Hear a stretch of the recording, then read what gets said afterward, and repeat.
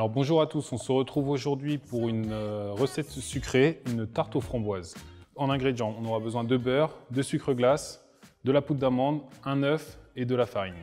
Alors on va commencer par mélanger le beurre ramolli, donc un beurre pommade, avec le sucre glace. Donc petit à petit, petite vitesse au batteur. Donc n'hésitez pas à bien mariser votre cul de poule, histoire de bien ramener tous les ingrédients. Ensuite, une fois que notre mélange est bien homogène, on va rajouter notre œuf, tranquillement. Puis, on enchaînera avec la poudre d'amande. Une fois qu'on a ce mélange qui est à peu près homogène, on viendra terminer gentiment avec la farine en plusieurs étapes et finir cette pâte à la main sur le plan de travail. C'est ce qu'on appelle le phrasage. Alors, quand on a notre pâte de mélanger grossièrement, on va venir la finir sur le plan de travail à l'aide de la paume de la main. Donc ça va nous permettre de bien mélanger la pâte sans lui donner l'élasticité qu'on retrouve par exemple dans le pain. En fait, c'est le gluten qui donne ce réseau glutineux. Et le fait de phraser permet de finir le mélange sans donner cette élasticité. Et là, avec la paume de la main, je viens la finir comme ça, gentiment. Hop, et je la ramène un petit peu avec ma corne. Comme ça, si vous avez des petits morceaux de beurre qui traînent et tout, là, ils vont disparaître avec cette manipulation. Si vous n'avez pas de corne à la maison, vous pouvez utiliser une maryse ou une spatule. Enfin voilà, quelque chose qui vous permet de gratter un peu sur le plan de travail. Une fois qu'on a notre pâte bien mélangée, bien homogène, on la filme et on la réserve 3 heures au frigo, qu'elle revienne bien dure. Et comme ça, on va pouvoir foncer le fond de tarte avec une pâte nickel. Quand votre pâte est bien froide, après 2-3 heures de frigo, vous faites un bel espace sur votre plan de travail, un plan de travail bien propre, bien lisse. On va venir fleurer. Donc fleurer, c'est l'étape de balancer la farine sur le plan de travail, très légèrement. On prend notre pâte, on l'étale au rouleau, finement, je dirais 2 mm, entre 1 et 2 mm.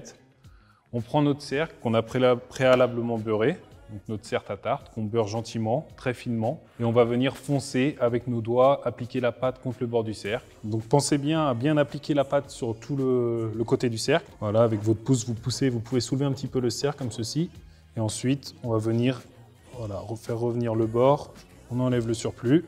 Voilà, vous remontez un petit peu vos bords de pâte. Avec le couteau, on vient ébarber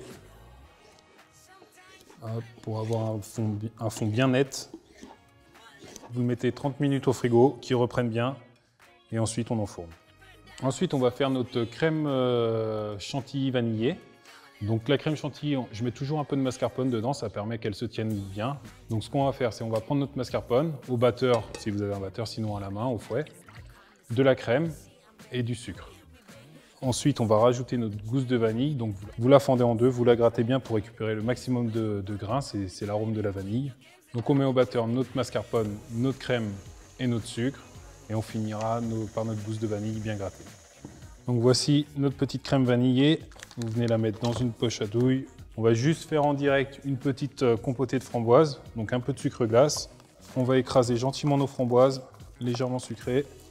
Voilà, c'est une petite compotée rapide. Ça donne un peu de fraîcheur à la tarte. Donc voici, vous avez votre compote bien écrasée. On va venir remplir notre fond de tarte. Juste poser dans le fond de tarte un petit peu de framboise. On vient avec notre crème vanillée, gentiment faire un petit cercle, un petit escargot sur la tarte. Et ensuite, on va garnir notre tarte avec les framboises. Alors si vous voulez, c'est pas obligatoire, vous pouvez les tremper un petit peu dans le sucre glace. Quand ma tarte est bien garnie, je viens mettre un petit coulis de framboise à l'intérieur de chaque framboise. Donc j'aime bien, ça donne un petit peu de fraîcheur au produit, avec un bon goût de framboise grâce au jus. Et je vais le finir avec un petit peu de pousse. Si vous avez des petites pousses à la maison, c'est sympa, ça donne un peu de couleur. Donc voici notre petite tarte de saison, la petite tarte framboise. Sympa à déguster l'après-midi. Je vous remercie de nous avoir suivis, puis je vous dis à très vite pour une nouvelle recette sucrée.